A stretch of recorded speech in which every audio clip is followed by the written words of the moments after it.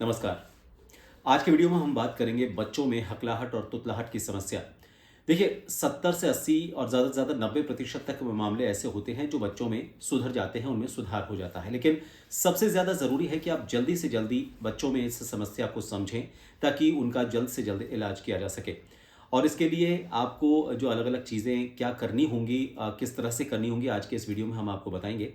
कई तरह के इलाज किए जा सकते हैं। इसकी पहचान करने के क्या तरीके हो सकते हैं, उनको आज मैं आपको बताने की कोशिश करूँगा। लेकिन सबसे पहले ये समझना ज़रूरी है कि बच्चों को किस तरह का सपोर्ट चाहिए और उनकी समस्या को आप जितना जल्दी हो सके, उतना सुलझाने की कोशिश करें, आप अपना योगदान करें। हकलाहट और तुतलाहट में फ़र्क क्या है, ये भी समझना ज़रूरी है। सबसे पहले इसी से शुरुआत करते हैं। देखिए, हकलाहट और तुतलाहट दोनों थोड़ा अलग-अलग चीज़ें हैं, लेकिन दोनों के समाधान के लिए आपको कोशिशें एक तरह की करनी होंगी।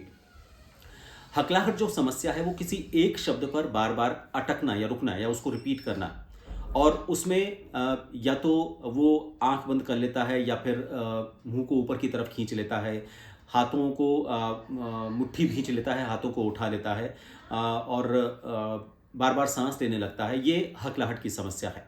तुतलाहट की समस्या में इस तरह से अटकना नहीं होता है, उसमें पर्टिकुलर जो एक अक्षर होता है उसका उच्चारण कुछ और निकलता है। जैसे र को ल बोल लेंगे, ड को र बोलेंगे।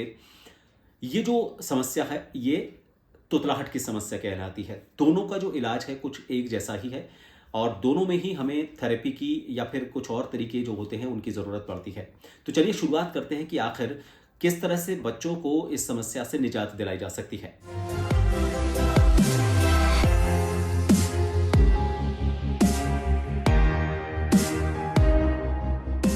आमतौर पर जो बच्चे होते हैं, छोटे बच्चे, उनमें हकलाहट, तुतलाहट की समस्या होती है, चूँकि धीरे-धीरे उनको बोलने की प्रैक्टिस होने लगेगी। वो लोगों को देखेंगे, समझेंगे और फिर शब्दों का उच्चारण सही होगा, जीभ उनकी थोड़ा-सा और लचीली होगी और शब्दों का उच्चारण में उनको धीरे-धीरे आसानी होगी। लेकिन 3-4 साल के बाद भी अगर इस तरह की समस्या रहती है, तो आप एक बार बच्चों के डॉक्टर को ज़रूर दिखाएँ ताकि ये पता चल सके कि ये उनकी बढ़ती उम्र के साथ सही होगा या फिर इसके लिए कोई ऐसी चीज़ ज़िम्मेदार है जिसे हमें डॉक्टर के ज़रिए या फिर हम ये कहें कि सर्जरी के ज़रिए या फिर थेरेपी के ज़रिए सही करनी होगी। तो इसलिए 3-4 साल तक अगर बच्चों को ये समस्या है, तो घबराएँ नहीं, लेकिन उसके बाद भी अगर ये समस्या रहती है, तो डॉक्टर को एक बार ज़रूर दिखाएँ। फिर उसके बाद जिस तरह से डॉक्टर सलाह देते हैं, उसी तरह से आगे बढ़ें। देखिए, हकलाहट और तुतलाहट, इसको मैंने आपको थोड़ा-सा ब्रीफिंग तो बताई, लेकिन इसको और ज़्यादा डिटेल में मैं आपको समझाना चाहता हूँ ताकि आप ये समझें कि आखिर बच्चों को समस्या क्या है। हकलाहट के जो लक्षण हैं, वो मैं आपको बता देता हूँ। देखिए, हकलाहट में असल में होता क्या है कि बोलने में जो काम आने वाली मसल्स और जीभ जो है वो कंट्रोल में नहीं रहती हैं। दूसरा इसकी वजह होती है जेनेटिक, यानी कि अगर पेरेंट्स में इस तरह की समस्या है तो बच्चों में भी होने की काफ़ी आशंका रहती है। इसके अलावा न्यूरोलॉजिकल वजह, यानी कि दिमाग के किसी पार्ट में कुछ गड़बड़ी होने की वजह से भी इस तरह की हकलाहट की समस्या होती है। इसके अलावा एनवायरमेंटल वजह है, यानी कि किसी ख़ास परिस्थिति में हकलाना शुरू हो जाता है। एक उदाहरण के तौर पर आपको बताऊं कि अनजाने लोगों के सामने बैठने पर या फिर आप किसी को इंटरव्यू दे रहे हैं या फिर आप फ़ोन पर बात कर रहे हैं तो ही हकलाने की समस्या होती है, वरना ये समस्या नहीं होती। तो ये सिचुएशनल या एनवायरमेंटल रीजंस हैं।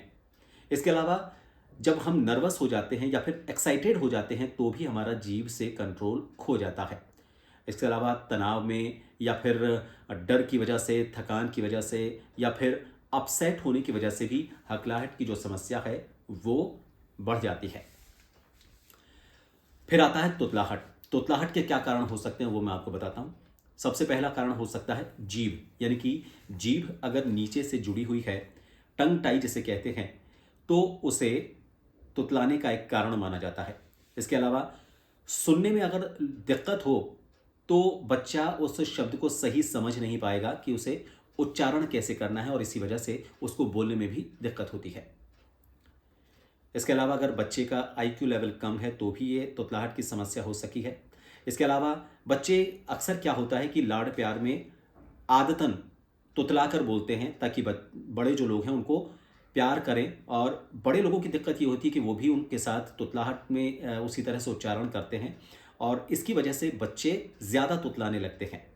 अब ज़िम्मेदारी आती है परिवार की, लोगों की, कि आप किस तरह से बच्चे की समस्या में उनको दूर करने में मदद करें। तो सबसे पहले तो ज़रूरी ये है कि बच्चा अगर तुतला रहा है तो आप उसके साथ तुतलाएं नहीं, या आप लाड प्यार में करने की कोशिश तो करते हैं, लेकिन इसकी वजह से बच्चा दो चीज़ें समझने लगता है। एक तो ये कि शायद इस शब्द का उच्चारण ऐसे ही होता है, इसलिए हमारे बड़े लोग जो हैं वो भी ऐसे ही बोलते हैं, तो वो फिर उसको उसी तरह से उसका उच्चारण करने लगता है।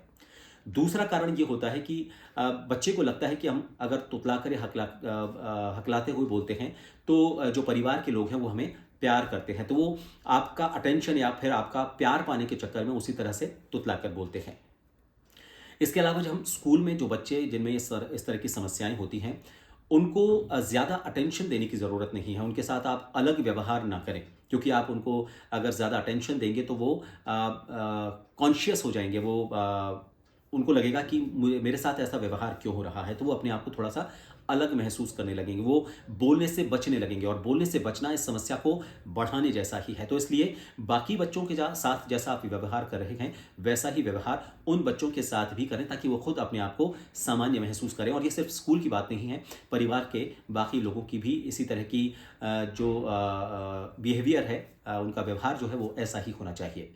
बच्चों को आप ये कहें कि वो दूसरों की बातों को गौर से सुने। देखिए, दूसरों की बातों को गौर से सुनने से उन्हें ये पता चलेगा कि इस शब्द का सही उच्चारण क्या है, और वो उस सही शब्द को उच्चारण करने की कोशिश करेंगे। तो उनको ये कहें कि वो दूसरों की बातों को गौर से सुने। अगर आप बच्चों को कोई शब्द सिखा रहे हैं जो वो गलत बोलता है, तो उसे सारे शब्दों का उच्चारण एक साथ ना सिखाएं। पहले एक शब्द की उसे प्रैक्टिस करवाएं, और फिर उसके बाद जब उसकी प्रैक्टिस उसकी अच्छी हो जाए तो उसके बाद दूसरे शब्द की उसको लेकर प्रैक्टिस करवाएं। एक बहुत बड़ा कारण ये भी है कि जब बच्चा हकलाता है या तुतलाता है तो पेरेंट्स कॉन्शियस हो जाते हैं, और उसकी वजह से बच्चा भी कॉन्शियस हो जाता है। आप तनाव में ना आए, आप सामान्य रहें, क्योंकि बच्चे की जो समस्या है उसको दूर करने में आपको उसकी मदद करनी है। तो अगर आप थोड़े से कॉन्शियस होंगे, आप तनाव में होंगे, तो बच्चा ज़्यादा परेशान होगा। उसे लगेगा कि मेरे बोलने की वजह से या फिर मेरे गलत उच्चारण की वजह से मेरे पेरेंट्स जो है वो तनाव में आते हैं, तो वो उन शब्दों से बचने की कोशिश करेगा, और फिर उसकी जो आप सुधार की जो संभावना है वो पूरी तरह से ख़त्म हो जाती हैं। तो सामान्य रहें, उसके साथ सामान्य व्यवहार करें। अगर वो गलत बोल रहा है तो आप परेशान ना हो, तनाव में ना आए, उसको ये जाहिर ना करें कि आपके इस तरह से बोलने की वजह से वो परेशान है। आप सामान्य रहेंगे तो वो बोलने की कोशिश करेगा। उसे उत्साहित करें कि इस शब्द का उच्चारण ऐसे हो सकता है, इस तरह से अगर करेंगे तो ज़्यादा बेहतर होगा। दूसरा, एक और समस्या ये होती है कि जब बच्चा बोलने लगता है और कहीं अटकता है, हकलाता है, तुतलाता है, तो पेरेंट्स उसको या फिर लोग उसको बीच में टोक देते हैं। टोके नहीं, उसे अपनी बात पूरी करने दें। देखिए, टोकने से क्या होगा कि टोकने से उसकी हकलाहट की समस्या बढ़ेगी। पहले उसे अपनी बात पूरी करने का पूरा मौका दें, पूरा उसे समय दें। आप दूसरों को जिस तरह से उसकी बात पूरा करने का मौका देते हैं, वो जिस तरह से भी बोल रहा है, एक बार उसे पूरा बोलने दें, और फिर उसके बाद उसको आप समझा सकते हैं। और समझाने के लिए कोशिश करें कि उसे बाकी लोगों के सामने ना समझाएं। ऐसे में क्या होगा, उसे ये लगेगा कि जिन लोगों को ये बात नहीं पता थी, वो इनके पेरेंट्स के समझाने के वक्त उन्हें पता चल गई कि इसे किसी तरह की समस्या है। तो आप अकेले में उसकी काउंसलिंग कर सकते हैं, उसे आराम से समझा सकते हैं। एक इसका इलाज है स्पीच थेरेपी। जैसे मैंने आपको बताया कि जैसे बच्चा अगर 4-5 साल के बाद भी इस तरह की समस्या से ग्रस्त है, तो आप एक डॉक्टर से सलाह लें, स्पीच थेरेपिस्ट से आप सलाह ले सकते हैं। अक्सर होता यह है कि आप एक वाक्य में अगर 160 से 180 बार किसी तरह का कोई ब्लॉकेज आता है या आप अटकते हैं, तो समझ लीजिए कि आप में वो हकलाहट या तुतलाहट की समस्या है। तो अगर इस तरह की आपको कोई समस्या आ रही है तो आप स्पीच थेरेपिस्ट की मदद लें। सेशंस वो लेते हैं, और हो सकता है कि आपकी समस्या के हिसाब से वो सेशंस कुछ ज़्यादा भी हो सकते हैं, कम भी हो सकते हैं। ये आपकी समस्या के स्तर पर निर्भर करता है। ऐसे में पेरेंट्स अनुचित दबाव ना तो बच्चे पर बनाएं और ना ही स्पीच थेरेपिस्ट पर बनाएं। उन पर दबाव ये ना बनाएं कि आप जल्दी जल्दी उन्हें सिखाएं, बहुत वक्त आपने ले लिया। देखिए, क्या होता है कि हर समस्या का इलाज जो होता है वो अलग तरीके से होता है। समस्या का कारण क्या है उसको समझना, और उसके बाद उसको किस तरह से सुलझाना है, ये स्पीच थेरेपिस्ट को ज़्यादा अच्छे तरीके से मालूम है। तो आप उससे बार बार फोर्स ना करें कि आपने बहुत वक्त लगा दिया, आपने जल्दी जल्दी नहीं किया, इसकी उम्र बढ़ती जा रही है और समस्या इसकी ज्यों की त्यों है। सुधार में थोड़ा सा वक्त लेता है, तो थोड़ा सा धैर्य रखें।